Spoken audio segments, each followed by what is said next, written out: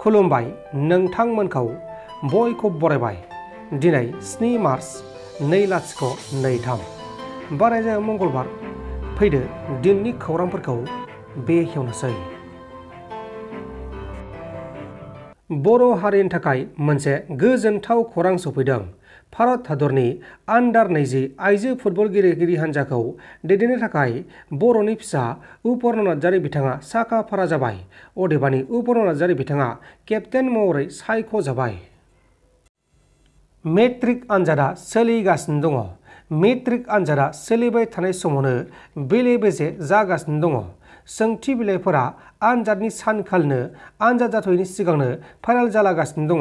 Matric आनजादनि सानखान्थि आयदानि सोंथि बिलाइया ससियेल मिडियानि गेजेराव भाइरेल जानायनि थाखाय आसामनि चिफ मिनिस्टार हिमन्त बिश्व शर्मा बिथाङा जाय आनजाद मिरुआव सोंथि बिलाइया गोसारदोंमोन बैफोर मिरुफोराव सानखान्थि आयदानि आनजादा केन्सेल जाबाय होननानै फोसावनाय जाबाय।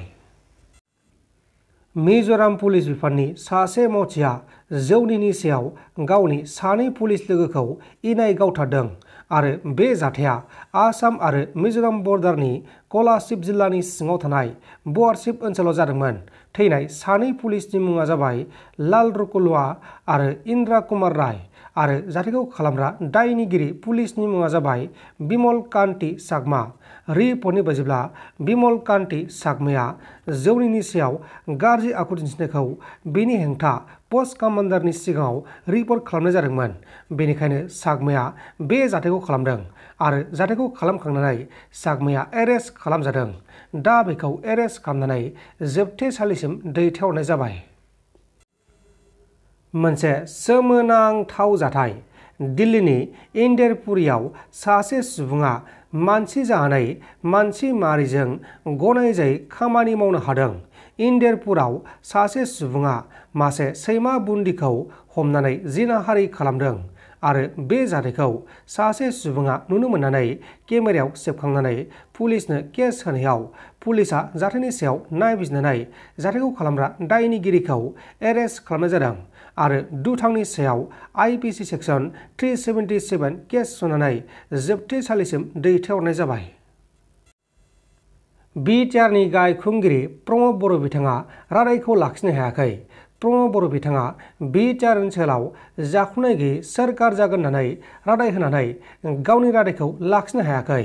चिरां डिस्ट्रिक्टनि सिङाव थानाय थाइखाजरा PCDCआव सोरखार न'नि मुङाव रां जाखुनायनि अजद ओंखारदों। जाया चेयारमेनखौ बुंबा चेयारमेना मेम्बारखौ मादो हमदो होनो आरो मेम्बारखौ हमबा चेयारमेनखौ हमदो होनो रागानो हाथारला आङो। न'आ लुफ्रामनानै भाद्र मासनिफ्रायनो लुनायानो जादों ओमफ्राय गैया लुवा। थाइखाजरा माबा बोरैबा नाम मोनलाय सेबेन बसुमतारी। मेम्बारा माबा राजिब। थिनबाबो मानिया रागान हामलां। फैसाथ' खननै बख'नायखौ गावसोरनो लायजोबदों। औ दा मा लुबैयो नोंसोर? न'खौ नांथारगौ जोंनो। बेसे गोजौ जौखोखो? गैया हाबुआलायनो दं। दा बेखौनो न'खौ नांथारगौ होननानै बुंगासिनो आङो। र' साननै नेथ' होनो आरो र' सप्तासे नेथ' होनो रागा जोंजोब्बाय जोङो न'खौनो लुवा। सिगां नोंसिनिफ्राय फैसा लादोंमोन नामा न' मोननाय समाव? औ बिसोर लाजोबदों। बेसेबां लाया? माबा खनसेना माबानि 50,000 गेजेरना ओमफ्राय लेबार कार्डनि लुनो बख'नायानोथ'। औ ओमफ्राय लेबार कार्डनि 3,000 होमबा गैया थाइसेबो मोनाखै गावसोरनो लाजोबदों। खालि गारि भाराल' होयो 500 बेनो थांलाय फैलाय। सरकारखौ मा खावलायगोन नोंसिनि न'खौ लुफिननो थाखाय? सोरखारखौथ' बिसोरो नोंथांमोना मा खावलायगोन? न'खौनो नांथारगोन जोंनो सरखारनिफ्राय। जोंखौ औ जोंथ' बिदि सानबाय दा जोंनि न'खौनो फुरा खालामना होआखिसैबा जाबायानो बिसोरो लुनानै होनाय नंला सानबाय आरो औ जों बिदिनो सानगासिनो दं। नोंथांमोन दासिमनि माखासे खौरांफोरा बेखिनिनोमोन। बेखिनिसिम नायनायनि थाखाय नोंथांमोननिसिम रोजा रोजा साबायखर। गोजोन्थों। एसेनोसै जै बर' हारिनि।